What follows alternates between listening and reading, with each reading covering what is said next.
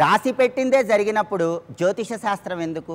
పూజలు, వ్రతాలు, నోములు ఎందుకు? ఈ విషయాన్ని ధర్మం మర్మంలో తెలుసుకుందాం. మన భారతీయ సనాతన సంస్కృతి సంప్రదాయాలలో, వైదిక ధర్మాలలో జ్యోతిష శాస్త్రానికి విశేషమైన ప్రాధాన్యత ఉంది. సూర్యుడు ఎప్పుడు ఉదయిస్తాడో, ఎప్పుడు అస్తమిస్తాడో పంచాంగం ద్వారా ఖచ్చితంగా తెలియజేసేది జ్యోతిష శాస్త్రం. అలాగే గ్రహణాలు ఖచ్చితంగా ఏ సమయంలో వస్తాయో తెలియజేసేది జ్యోతిష శాస్త్రం.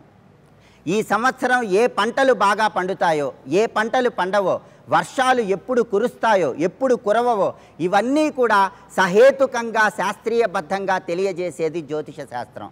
జ్యోతిష శాస్త్రానికి అంతటి ప్రాధాన్యత ఉంది.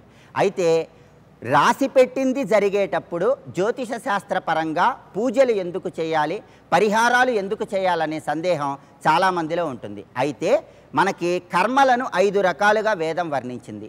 నిత్య కర్మలు, నైమిత్తిక కర్మలు, ప్రాయశ్చిత్త కర్మలు, కామ్య కర్మలు, నిషిద్ధ కర్మలని కర్మలను 5 రకాలుగా వేదం చెప్పింది. వీటిలో కామ్య కర్మలను వేదమే వర్ణించింది. అంటే మీ మనస్సులో ఉన్న అభీష్టాలు నెరవేర్చుకోవాలంటే కామ్య కర్మను ఆచరించమని వేదం మనకు తెలియజేస్తుంది. అందుకే భగవద్గీతలో కృష్ణుడు కూడా నహి కశ్చిత్ క్షణమపి జాతు తిష్యతు కర్మకృత్ అన్నాడు. అంటే కర్మలు ఆచరించకుండా మనం ఒక్క క్షణం కూడా ఉండలేము. అయితే మనం జ్యోతిష శాస్త్రపరంగా వచ్చే సమస్యలు అధిగమించటానికి పరిహారాలు అనేటటువంటివి ఒక దిక్సూచిలాగా పనిచేస్తాయి. ఉదాహరణకి వాతావరణ శాఖ వారు వర్షం రావటం ముందుగానే చెప్తారు. ఆ వర్షం రావటం ముందుగానే తెలుసుకొని గొడుగును ఉపయోగించటం ద్వారా వర్షంలో వచ్చే ఇబ్బందుల నుంచి మనం సులభంగా బయటపడవచ్చు. అలాగే ఎప్పుడైనా సరే ఒక ప్రమాదం జరగబోయేటప్పుడు జ్యోతిష శాస్త్రపరంగా గ్రహాలను బట్టి ఆ ప్రమాదాన్ని ముందుగానే తెలుసుకున్నట్లయితే గొడ్డలితో పోయేది గోటితో పోతుంది. అంతేకాకుండా ఒక గీతను చిన్నది చేయాలంటే ఆ గీత పక్కన ఇంకొక పెద్ద గీత గీయాలి. అలాగే ఒక కర్మ ఫలితాన్ని తగ్గింపజేయాలంటే దానికంటే పెద్దదైనటువంటి ఒక కర్మను పక్కన ఆచరించాలి.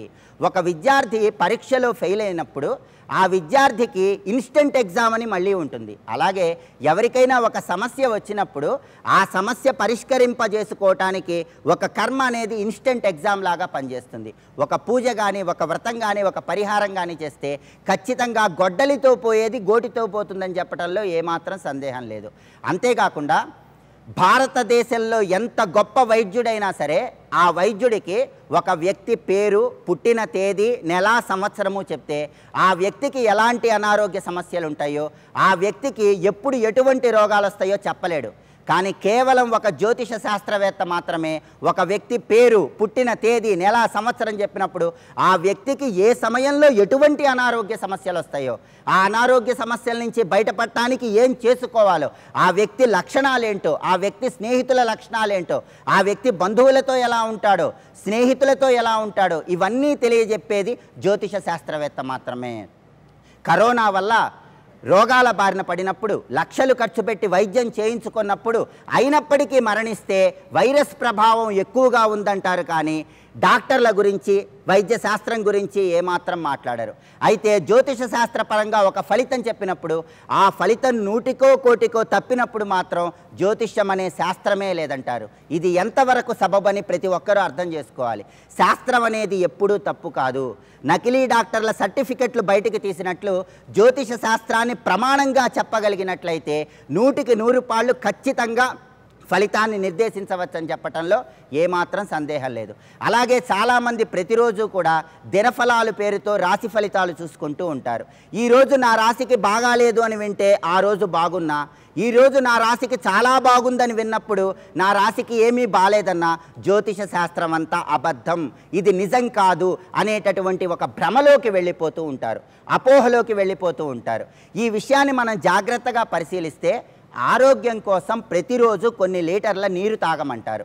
కానీ కిడ్నీలు చెడిపోయి డయాలసిస్ చేయించుకునే వాళ్ళు ప్రతిరోజు నీళ్లు తాగితే ఆ ఆరోగ్య సమస్య నుంచి బయటపడతారా? అలాగే ప్రతిరోజు వాకింగ్ చేస్తే అన్ని రకాలుగా ఆరోగ్యం బాగుంటుంది అంటారు. ఇన్ని వేల అడుగులు వేస్తే మంచిదంటారు. కానీ కీళ్ళ నొప్పులు ఉన్న వాళ్ళకి ఈ వాకింగ్ అనేది పనిచేస్తుందా? అంటే వ్యక్తి ఆరోగ్య పరిస్థితులను బట్టి ఆ వ్యక్తికి ప్రత్యేకమైనటువంటి ఆరోగ్య నియమాలను ఏ విధంగా అయితే వైద్యులు సూచిస్తారో అదేవిధంగా కేవలం రాశి ఫలితాన్ని బట్టి మాత్రమే జ్యోతిషము ఉండదు. రాశి ఫలితాన్ని గోచారము అంటారు. జ్యోతిష శాస్త్రపరంగా వ్యక్తిగతంగా జాతక చక్రంలో 12 స్థానాలలో ఉన్న గ్రహాల స్థితిని బట్టి, మహాదశలను బట్టి ఒక వ్యక్తికి ఫలితాలు అనేవి నిర్దేశించబడతాయి. రాశి ఫలితాలు కేవలం ఒక దిక్సూచిలాగా మాత్రమే పనిచేస్తాయి. కాబట్టి ఎవరైనా సరే రాశి ఫలితంలో కొన్ని జరగకపోయినప్పటికీ జ్యోతిషమే అబద్ధం అనేటటువంటి మూఢనమ్మకంలో ఉండకండి. వ్యక్తిగత జాతక ఫలితాలు కూడా ప్రభావం చేస్తాయనే సత్యాన్ని ప్రతి ఒక్కరూ అర్థం చేసుకోవాలి. అంతేకాకుండా జ్యోతిష శాస్త్రంలో ఉన్నటువంటి గొప్పతనం ఏంటంటే ఖచ్చితంగా పుట్టిన తేదీ, నెల, సంవత్సరం తెలిసినప్పుడు ఆ వ్యక్తికి ఎప్పుడు ఏ రోజు ఏం జరుగుతుందో ఖచ్చితంగా తెలియజెప్పే శక్తి జ్యోతిష శాస్త్రానికి ఉంది. అందుకే నవగ్రహాలను నిర్దేశించడం జరిగింది. ఒక్కొక్క గ్రహము ఒక్కొక్క రకమైనటువంటి ప్రయోజనాలను నిర్దేశిస్తుంది. సూర్యగ్రహము ఉద్యోగపరంగా ప్రమోషన్లను, రాజకీయ పరంగా అధికార పదవులను నిర్దేశిస్తుంది. చంద్రగ్రహం మానసిక ప్రశాంతతను తెలియజేస్తుంది. కుజగ్రహం భూలాభాన్ని, గృహలాభాన్ని తెలియజేస్తుంది. బుధగ్రహం విద్యా, ఉద్యోగ, వ్యాపార రంగాలను తెలియజేస్తుంది. గురుగ్రహం సంతానపరమైన విషయాలు, ధనపరమైన విషయాలు తెలియజేస్తుంది. శుక్రగ్రహం దాంపత్యపరమైన విషయాలను తెలియజేస్తుంది. శనిగ్రహం శ్రమకు తగినటువంటి కష్టం మనకు వస్తుందో రాదో తెలియజేస్తుంది. కేతువు ఆకస్మికంగా వచ్చే సమస్యలను తెలియజేస్తుంది. రాహువు విదేశీ ప్రయత్నాల గురించి తెలియజేస్తుంది. ఇలా జ్యోతిష శాస్త్రాన్ని సరిగ్గా అర్థం చేసుకొని కేవలం రాశి ఫలితం మాత్రమే కాకుండా వ్యక్తిగత జాతకాన్ని బట్టి కూడా ఫలితాలు తెలుసుకున్నట్లయితే భారతీయ సనాతన సంస్కృతి సంప్రదాయాలలో జ్యోతిష శాస్త్రాన్ని మించిన గొప్ప శాస్త్రం లేదు. వైద్యులు సైతం చెప్పలేని విషయాలు మెడికల్ ఆస్ట్రాలజీ అనే పేరుతో జ్యోతిష శాస్త్రవేత్తలు చెప్తారని చెప్పడంలో ఏమాత్రం సందేహం లేదు. అందుకే ఎవరైనా సరే ఈ కార్తీక మాసం అనేది అత్యంత శక్తివంతమైన మాసము. సహజంగా మనకి దసరా అప్పుడు కానీ, దీపావళి అప్పుడు కానీ ఫెస్టివల్ ఆఫర్స్ అనే పేరుతో వస్తువులని ధర తగ్గించి అమ్ముతూ ఉంటారు. అలాగే కార్తీక మాసం అనేది ఒక ఫెస్టివల్ ఆఫర్ లాంటిది. అంటే మామూలు సమయంలో చేసేటటువంటి పూజల కన్నా, మామూలు సమయంలో చేసే దీపారాధనల కన్నా కార్తీక మాసంలో చేసే పూజలు, దీపారాధనలు ఎక్కువ ప్రయోజనాలను కలిగింపజేస్తాయి. అంతేకాకుండా ఎవరైనా సరే జీవితం మొత్తం కష్టపడి జీవితం చివరి కాలంలో ధనాన్ని కూడబెట్టుకొని సొంత ఇల్లు కొనుక్కొని అందులో హాయిగా జీవితాన్ని గడపాలనుకుంటారు.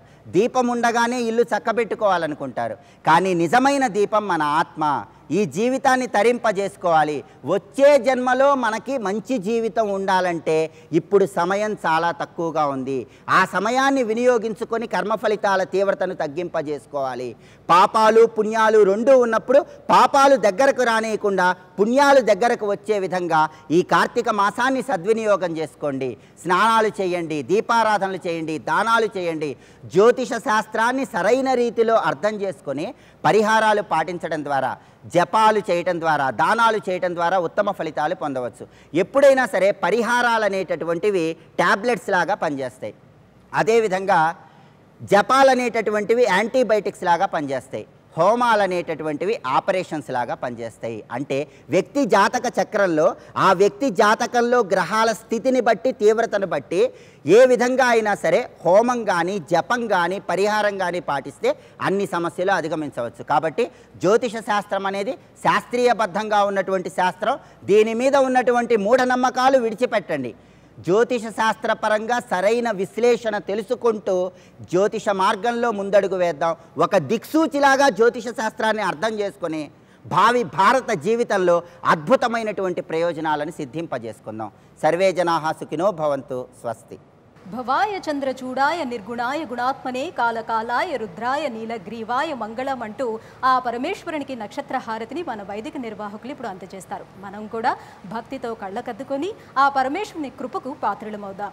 ఓం నర్య ప్రజామే గోపాయ అమృతత్వాజ దీవసే జాతాంజనిష్యమానాంజ అమృతే సత్యే ప్రతిష్ఠితా అథర్వ పితుం మే గోపాయ రసమన్నమిహాజుషే అదద్ధాజోషీతతనో అవిషన్నః పితుం కృణో షడ్గుస్య పశూన్మే గోపాయ విపాదోజే చతుష్పదాః అష్టాశభాశ్చ ఇహాగ్నే ఏకైకశభాశభాః